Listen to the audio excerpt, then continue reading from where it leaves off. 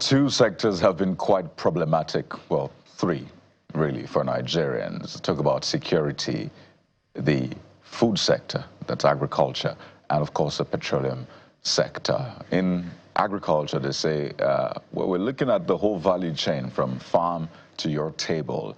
And we're doing the same, really, for the petroleum sector. We're taking a look at the issues from, would I say, the rig or the depth to your tank, whether it's your fuel tank of your car or the fuel tank of your generating set, whatever. But the point is, today Nigerians are still queuing for petrol. Some have been doing this for weeks. For some others, it's a major headache trying to get petrol, getting it for higher prices, getting it after long hours of waiting. And for some other people, they're not even buying petrol, but they have to stay in traffic gridlock as a result of, people queuing for petrol. So this morning, we're taking a look at another end of the value chain. We've looked at the retailers, those who have at least, or are meant to have the petrol in their filling stations, do not have. So we took a look at that. That's how you heard, or that's why you heard Dr. Billy Gillis-Harry right there. He's the head of Petro. And we've also taken a look at where we get the crude oil from. This morning, in a local government area in Akwa Ibom State, you've seen the result of crude oil exploration in that local government area. But very soon we'll be taking a look at another part of the value chain, and that is the supply area with the independent petroleum marketers. It's a lot, really, to wrap our heads around. So we'll try to troubleshoot as much as we can. I mean, seeing images from Ibeno. So if people are paying this much for us to get crude out of the depths and we take it out to refine and still we don't have the petrol, you wonder, what is the point of all of this, guys? So it's a major one that we'll be looking at this morning as we have IPMAN joining us on the show. We'll ask questions about when Petron says NNPC is working hard or NNPC is doing well. Are they feeling that hard work? Are they getting the supply now? What has changed, if anything has changed? Because this is a lifeblood of our economy, guys. And I know for a lot of people, it is a price that is still a major issue. Why are we still buying it for this much? Where are they getting the supply from then? So should we just allow these people to start importing? If it looks like NNPC has challenges getting this product from mother to daughter vessels, how about you just open it up so there are other options for Nigerians? Yes, I know. When I was reading the news at 10 on Sunday, Babajide Ogunsanya was trying to analyze and give data of what the problem really is, how from the refineries to the oil marketers, and then how it goes to the government, and then they come back again and say it's the oil bunkers. And so the chain is so long, and then you talk about landing costs for oil also. It's being a major problem too. So the government is trying to see how to bridge that gap, but in trying to bridge that gap also, so many things are getting affected. So how do you then I don't know how to come to the middle in all of this. I mean, I hope that when we talk to the IPMAN boss, he'll be able to explain why the cost of fuel is expensive, why there is no fuel first in even the first instance. If we're saying, okay, we have decided to pay for this, why are we not even getting it? Why is it not getting to the place where it should? The hoarding also to oil marketers. I know that so many petrol stations, the government has said, if we catch you hoarding, then your license will be withdrawn. But how possible is that? Are actions there? Is the NPRDA, are they even there on ground to see who is selling what and how the hoarding process? Because when you go to the black market and you see how much they make on fuel, and people just want to even buy it first. People just even want to get it. Oh, is one jerry can 50,000? Just bring. Let's even have fuel to use. So it's really a very difficult situation right now for a lot of Nigerians. So at the end of the day, for me, it's just for everybody to be honest. Sometimes we hear things that are not clear. Till today, the federal government has not come clean to say whether or not they are paying subsidy or not. But from what we've seen, it's clearly subsidy is being paid. And we know that in this true sense of a free market, I don't think there's really a free market. Government intervenes at some point or the other just to help the populace to be able to manage all of the things that could come if they totally hands off. But that clarity and that sincerity is what is expected at the end of the day. The NNPCL itself has to come clean and be honest with the people. The issue of forex is also a challenge. The problem here is that if things are not good, don't say they are good.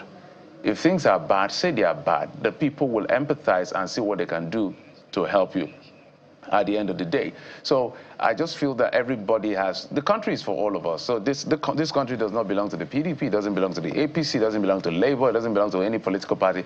It belongs to Nigerians. And so if we have to suffer together, let's suffer together. If we have to succeed together, let's succeed together. But someone out there, whether it's government, operators, regulators, has to be honest at all times to the people. Not this one that we have to find out what you were saying was true or false. So let's have this honest conversation, Jeffrey, with the Chairman, Independent Petroleum Marketers Association of Nigeria, IPMAN, Oredepo, Engineer Shina Amoo, who joins us virtually on the program this morning. Welcome to the Morning Brief, Engineer Amoo. Yeah, good morning. Let's start from the basics. Do you have supply now? Good morning, everyone. My name is Engineer Shina Amoo, the Chairman of the depot, IPMAN. There is no supply anywhere. For now, the little supply available is not well distributed. We have been making noise about this distribution pattern long ago. Especially, we had a kind of arrangement before now, where we used to enjoy 70-30, that is independent marketer, based on our strength.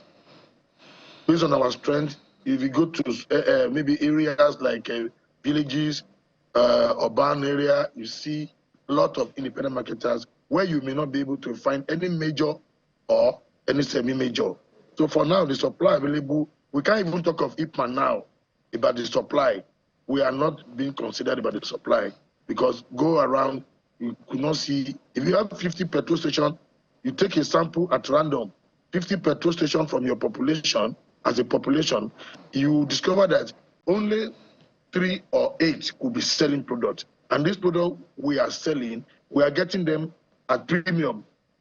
Virtually, all the location we are buying the product from, they sell to us at the price they wish to sell, from the neighborhood of 750 to 850.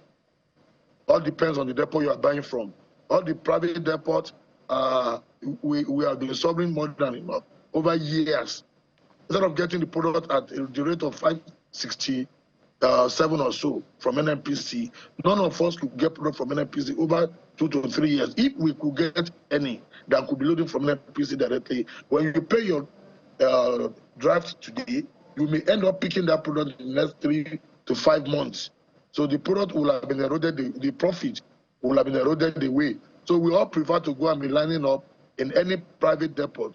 I don't want to be mentioning their names. They sell the product to independent marketers at premium, 850, 800, 830. That is the situation for now. All right, Mr. Shina. So I want to act a bit naive for context, so that for general reference, walk us through how that space works. So as we speak, we know that NNPCL is the only importer of PMS.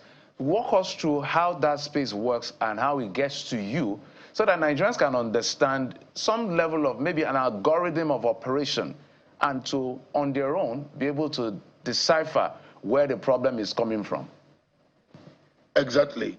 When you make, before now, when you make payment to NNPC cover, like in our depot, we make our payment through our depot to NNPC cover. When we have that payment made, we will now enroute the payment through don't let me tell you long story. So the summary is, when we now get to NNPC points for the payment, we will now be looking for like a week or so before loading. But these days, when you make the payment, there will be long procedure, bureaucracy, or whatever.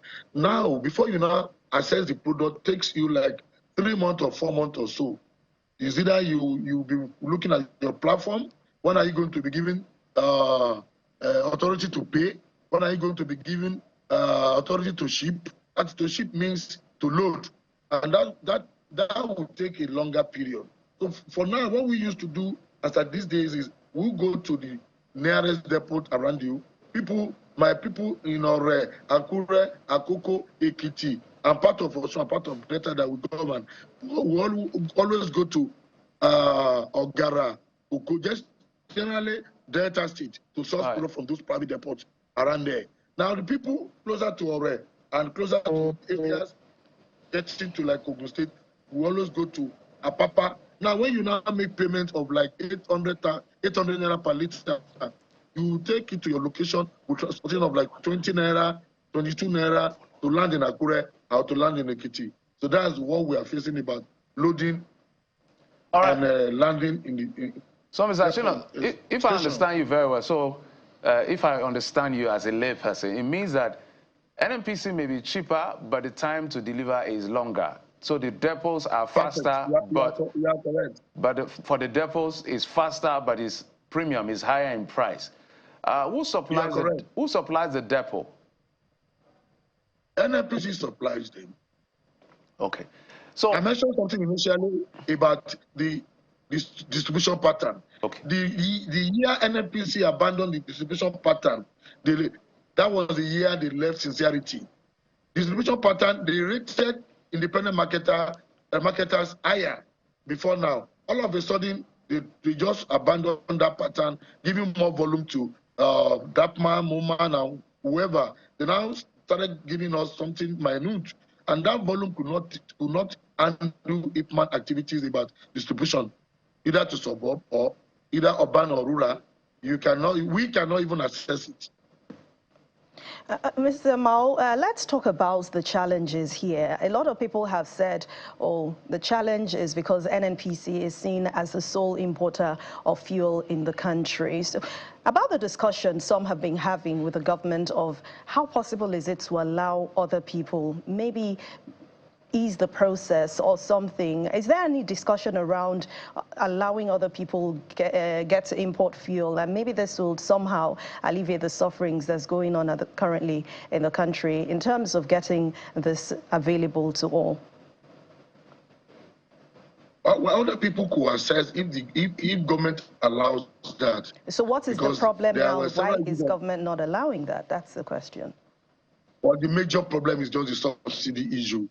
And I cannot blame the ministry or the president, because when you bring in subsidy, others should go and do importation, there will be theft, there will be fraud. A lot of things that have happened before now will still start to be in play. So for now, if NNPC is doing the importation solely, fine. Let NNPC do more about volume. And another problem that if it is solved, that will allow peace to reign in the sector is the area where NNPC, the sole importer of the product, stand as a referee between NNPC retail, Ababy, and IPMAN. We always get our any volume from NNPC, which stand between NNPC and NNPC retail. So if NNPC is giving NNPC retail, may not forever remember IPMAN to get any liter until it's exhausted. Well, there's a lot of conversation around the technicalities here. But what every Nigerian wants at this point, particularly those who don't know how that sector operates, is that they drive into any filling station and they get petrol, at least within the band, the price band, that is reasonable enough, not buying petrol for 800, 900, 1,000, or worse still, buying from black marketers. You recently gave a breakdown of how much you used to buy a 40,000 liter truck of petrol and how much it is now. So I want you to speak to that. How much did you used to buy it before? How much is it now? And give us a time frame. When you say before, is that like last year? And how much it is now? Engineer Amoo. The issue of price disparity, that happened before now. When the deregulation thing came in, when subsidy was somehow stopped, that was when the product became something like 33 to 36 million naira, a 45,000 liters truck. Before now, we were doing 9,600,000 for a truck of 45,000 liters.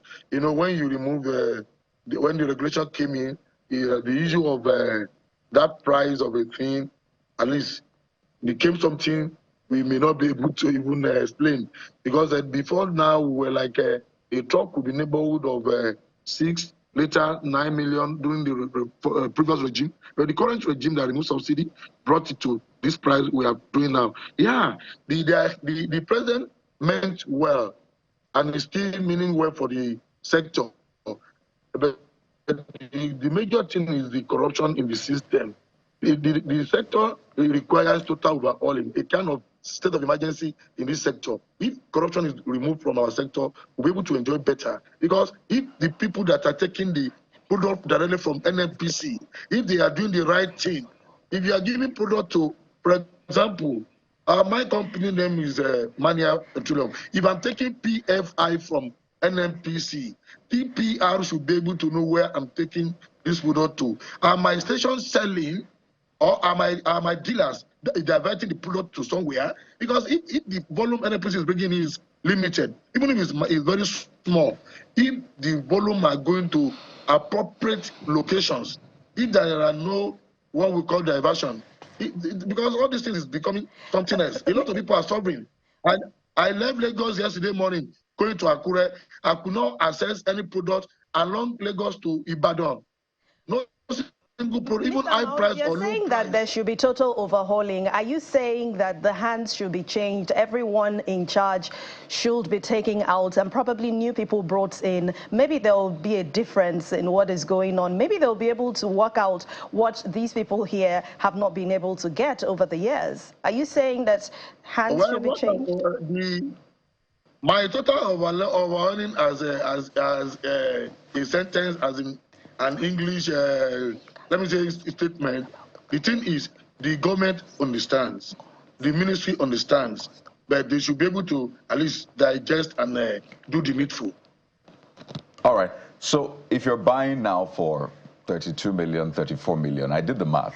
If you divide that by 40,000, that's 755. 45,000 liters. 45,000. Well, you had said so that's about in the region of 700 plus. So brings me to the point. How then is NNPCL able to sell, and I'm talking about their retail outlets, how are they able to sell at a much lower price? And it takes us back to that question around subsidy. What will subsidy look like for you if you're still buying it at 34 million? Are you asking that there should be some sort of subsidy for you as well? Maybe government should try to help you bridge your costs so you can still deliver to the people at, is it 600 naira or even less? And how is NNPC able to sell at that price and you're not able to? The issue is if NNPC could sell 580, there are opportunities where NNPC, if NNPC wanted to work and work well effectively, NNPC could pick a depot in Apapa or in Ogara or anywhere it's good, pick a depot, allow independent marketers to access product effectively. If we are picking our product from a depot, I can show you this scarcity of a thing. It has happened before now. The scarcity of a thing will become zero in the next 3 to 4 days because we will deliver to the urban, to the rural, and virtually every area. Now, even if it is doing 580, and we, the major player, we are not accessing the product. Go to many private depots in this country. Many private depots in this country. You go there, you discover that you buy this product at 800, 850, 790, and when they take their product to their own station, I don't want to be mentioning names. You will see that they will be selling 600 naira, they'll be selling 590, they'll be selling 650, and they'll be competing with us. How is it possible for us to compete in that area? Mr. Shina, do the distribution in a better way. All right, Mr. Shina, are you saying, it appears, correct me if I'm wrong, because NNPC is sole importer, NNPC is involved in upstream, midstream, downstream, retail. Literally, NNPC is all over the place. The only difference is that NNPC, for what it's doing, is almost like a price fixer, even if it's not an official price fixer, because their prices will force you to know where to adjust to. Is the NNPC being in all of the spaces a problem for this deregulated, quote-unquote, space? NNPC may be trying our best. The thing is, NNPC cannot be everywhere. NNPC cannot give product to 30 private depot owners or whichever company. NNPC cannot still go there and stay to tell them, let all of us do the needful. Let's do this business in the right way. When NNPC comes in with the product, NNPC will distribute to the stakeholders. Let me say the private depot owners, either Moman, Dapman, whichever company. When they are taking this product, are they all doing the all righteousness? We have to help NNPC to survive and succeed in helping the masses. In the sense that when NNPC is giving the product to these people, we already sidelined. We don't have a particular place we can call our own, so that we can be able to. If you pay into NNPC cover, you pay. So Mr. Shina, it appears you are saying NNPC is not. So where is the role of the NNDPR in all of this? So two questions in one as we wind down. Where is the role of the NNDPR in all of this? And which part of the value chain do you think NNPC should hands off to help this sector work better? To work better, if NNPC should allow more importation.